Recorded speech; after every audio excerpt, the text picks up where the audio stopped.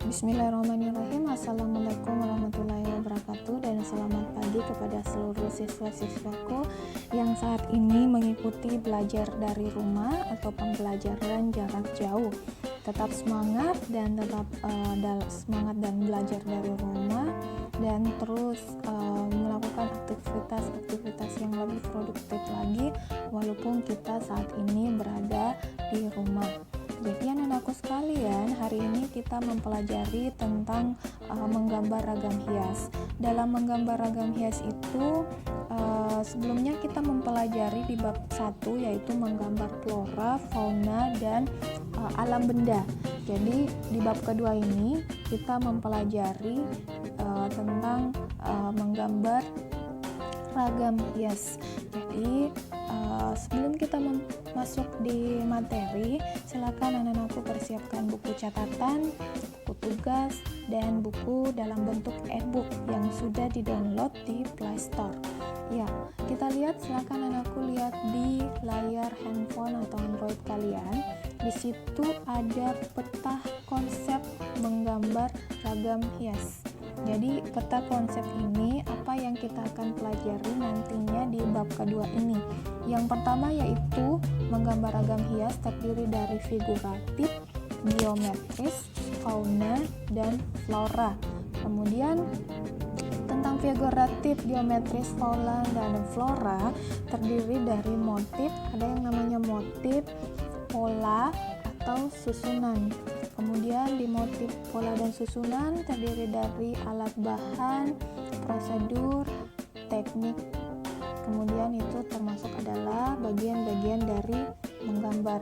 Jadi anak-anakku perlu ketahui bahwa di pembelajaran kali ini kita akan mempelajari hal-hal yang ada di peta konsep yang ada di layar handphone kalian. Jadi itu tadi. Kemudian pada pelajaran bab 2 ini, siswa diharapkan dapat mengapresiasi dan berkolaborasi tentang berkreasi tentang seni rupa, yaitu yang pertama, menjelaskan keragaman pada ragam hias Indonesia. Yang kedua yaitu mengidentifikasikan keunikan ragam hias Indonesia. Yang ketiga yaitu mengeksplorasi ragam hias flora, fauna, dan geometris dalam bentuk gambar, dan mengkomunikasikan hasil karya ragam hias baik secara lisan maupun tulisan.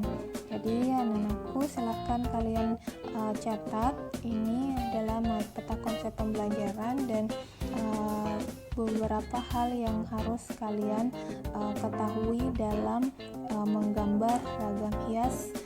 Yang pertama tadi itu tentang figuratif, geometris, fauna, dan flora. Jadi di pelajaran sebelumnya kita sudah pernah pelajari apa itu fauna, apa itu flora. Jadi fauna itu merupakan objek yang menjadi objeknya adalah benda, sedangkan flora yang menjadi objeknya yaitu fauna adalah objeknya adalah hewan, tumbuhan, kemudian flora objeknya adalah tumbuhan. Jadi anak-anakku, silakan kalian catat ini di buku catatan kalian yang nantinya bisa kalian perhatikan di buku paket yang sudah di-download di Play Store. Kemudian dalam menggambar ragam hias ini tentunya anak-anakku harus mengerti dan paham apa itu pengertian dari menggambar ragam hias. Jadi berdasarkan sumber Wikipedia, ragam hias adalah ornamen berbagai gambar bentuk hias atau motif yang biasanya dibuat secara berulang dan memiliki pola tertentu hingga mengisi seluruh area kosong pada suatu karya seperti bahan kain, guci, furniture kayu, kulit, dan sebagainya.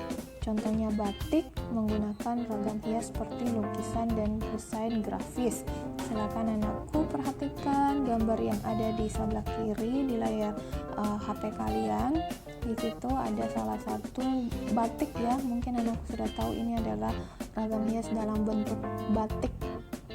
Ya, jadi itu tadi pengertian dari menggambar ragam hias. Jadi silakan anakku, silakan cari tahu sumber lain tentang pengertian dari menggambar ragam hias. Mungkin anakku sudah menemukan apa pengertian dari menggambar ragam hias. Yang selanjutnya yaitu peta konsep menggambar ragam hias. Dalam menggambar ragam hias itu terdiri dari 4 item. Yang pertama yaitu prinsip menggambar ragam hias, yang kedua jenis ragam hias, yang ketiga yaitu media menggambar ragam hias. Media itu termasuk alat dan bahan ya. Kemudian selanjutnya prosedur menggambar ragam hias. Ada prosedur-prosedur yang harus kalian lakukan dalam menggambar ragam hias. Jadi ini yang harus dilakukan di peta konsep ini. Tadi itu tentang prinsipnya, kemudian apa sih jenis dari ragam hias, kemudian apa medianya, kemudian apa prosedur yang kita gunakan dalam menggambar ragam hias. Jadi silakan anakku catat di buku catatannya tentang peta konsep tentang menggambar ragam hias.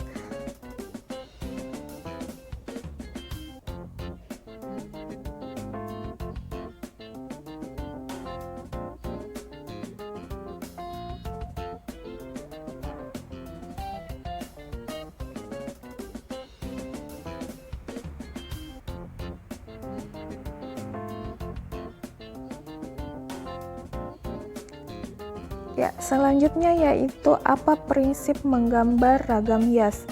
Dari prinsip menggambar ragam hias itu ada 2. Yang pertama, ragam hias disusun dari sekumpulan pola hias, sedangkan pola hias disusun dari sekumpulan motif hias. Kemudian yang kedua yaitu motif hias merupakan pokok pikiran dan bentuk dasar dalam perwujudan ragam hias yang meliputi segala bentuk alam ciptaan Tuhan seperti manusia, hewan, tumbuhan, dan alam benda lainnya. Jadi sebelum kita menggambar ragam hias, ada tentunya prinsip-prinsip yang harus dilakukan dalam menggambar ragam hias.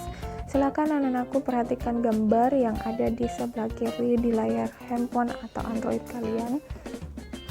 Di situ ada contoh ragam hias yang belum memiliki warna, namun sudah berbentuk pola-pola batik. Kemudian yang selanjutnya yaitu apa sih jenis ragam hias? Ada beberapa jenis ragam hias, ada 5 jenis ragam hias.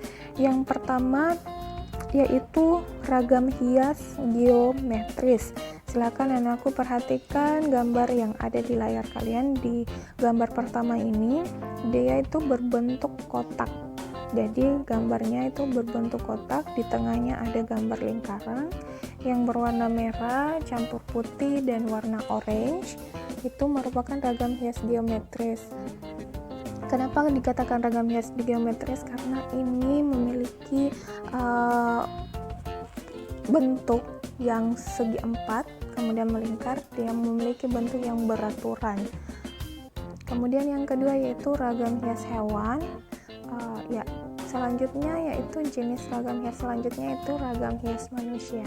Seperti yang kalian lihat di layar kalian, ada ragam hias manusia itu ada seorang penyihir ya, kemudian ada gambar lingkaran, jadi objeknya yaitu adalah manusia.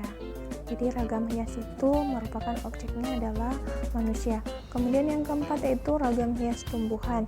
Di ragam hias tumbuhan ini mungkin anakku pernah pelajari di materi bab 1 tentang flora. Flora itu adalah tumbuhan. Jadi ragam hias tumbuhan itu yang memiliki objek dasar yaitu tumbuhan. Kemudian yang kelima yaitu ragam hias alam benda. Di ragam hias alam benda itu silahkan anakku perhatikan di gambar kelima. Di gambar kelima itu ada gambar patung. Di gambar patung itu maksudnya menggambar ragam hias itu harus memiliki objek yang bisa di alam benda sekitar kita, baik itu patung, rumah, ataukah pemandangan yang lainnya. Ini anakku pernah pelajari di bab pertama. Jadi silakan anakku amati gambar tersebut. Gambar-gambarnya ada 5 tadi, jenis ragam hias dalam menggambar ragam hias. Selanjutnya yaitu media menggambar ragam hias. Dalam membuat ragam hias ada media yang digunakan, bahan dan alat menggambar ragam hias. Bahan yang dapat digunakan untuk menggambar ragam hias ada 2, yaitu bidang gambar dan bidang pewarna dan warna. Ya. Yang mana dimaksudkan bidang gambar? Bidang gambar contohnya tadi kertas gambar, kain kanvas, kaca, triplex, dan tembok. Jadi ada 5 bidang gambar, kertas gambar, kain kanvas, kaca, triplex, dan tembok. Tapi yang sering kita gunakan saat ini adalah kertas gambar, karena beberapa yang lain ini agak sulit ditemukan, seperti tadi kain kanvas, kaca, triplex, dan tembok. Kemudian yang kedua yaitu bahan pewarna. Bahan pewarna di sini apa yang kita gunakan dalam menggambar, dalam mewarnai gambar, yaitu bisa kita menggunakan pensil gambar, kemudian pensil warna, kemudian krayon, kemudian cat air, cat poster, tinta bak, kemudian ada yang namanya cat minyak. Cat minyak ini biasanya digunakan dalam melukis. Jadi yang sering anak-anakku gunakan di sini adalah mungkin pensil gambar, pensil warna, dan krayon. Kemudian selanjutnya alat menggambar yaitu mistar, jangka, kuas, dan palet. Jadi itulah tadi media-media yang kita gunakan dalam menggambar ragam hias. Selanjutnya media menggambar ragam hias itu, teknik menggambar ragam hias itu terdiri dari teknik mistar dan teknik manual. Yang mana dikatakan teknik mistar, silahkan perhatikan gambar yang ada di sebelah kirinya. Di situ ada namanya teknik mistar. Dengan teknik mistar itu kita menggunakan mistar untuk menggambar seperti tadi di jenis gambar geometris itu. Kita lihat ini ada gambar segi 5, kemudian selanjutnya yaitu teknik manual. Di teknik manual ini ada yang namanya teknik arsir, ornamen mistar, dan teknik akuarel. Silakan anakku perhatikan, simak apa perbedaan-perbedaan di antara kelima gambar ini. Apakah anak-anakku bisa membedakan antara gambar yang satu dan gambar yang lainnya, dengan tentunya menggunakan beberapa teknik dalam menggambar suatu ragam hias.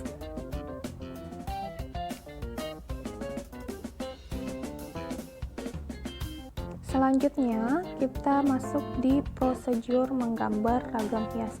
Di prosedur menggambar ragam hias itu terdiri dari beberapa yang harus kita lakukan. Yang pertama yaitu menyiapkan alat dan bahan dan alat dan bahan, kemudian menentukan tema ragam hias.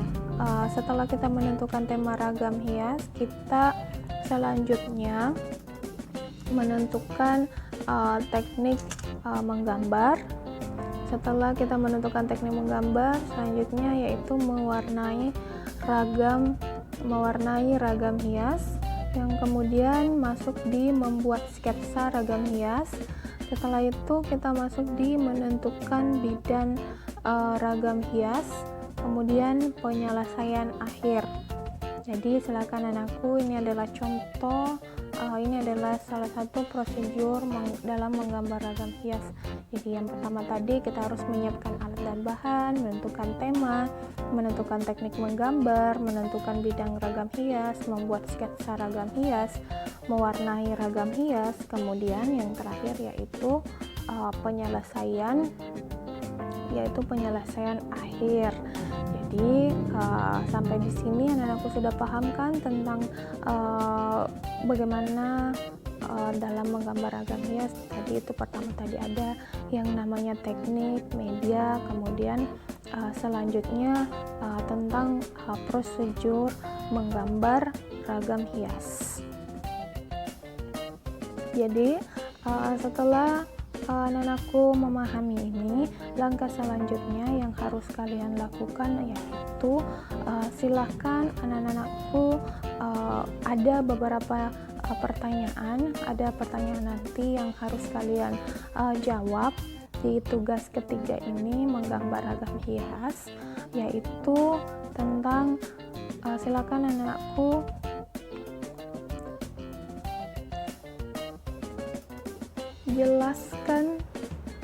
anakku menjelaskan apa perbedaan di bawah ini.